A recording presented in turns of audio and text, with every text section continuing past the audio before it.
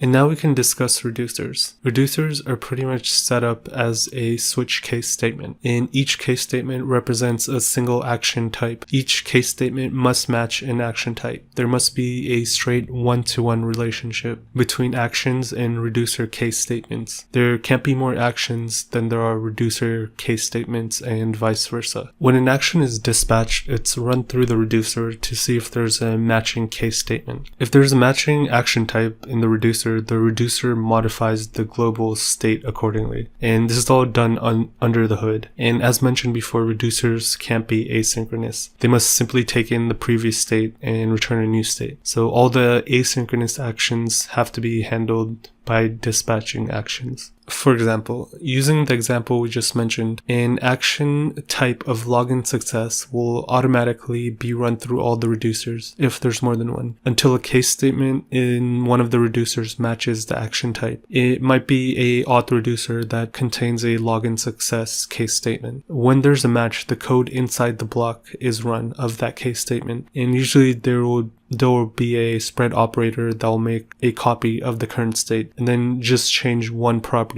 to the new value. After the reducer's return statement, the new state is outputted. This is now the state that can be accessed in any component. In React, if the Redux state changes, the component is re-rendered automatically thanks to the React Redux library. And it stays this way until another action is dispatched and the state is updated and the cycle repeats. Clearing the state is done through actions as well. Simply call an action such as remove state, and in the reducer simply set the property to an empty array, empty string, or just null. And the exact same process will occur that I just mentioned. And this is how to remove the state without mutating the state directly. And this is it. If you understand this, you really understand Redux. And it's important to get a good grip on Redux before moving on. And I highly encourage you to redo this section until you really understand it. Redux was one of the hardest things for me to understand, and for a lot of other people as well. There's no shame if you didn't get it on your first try. Just stick with it until you really understand it before you move on.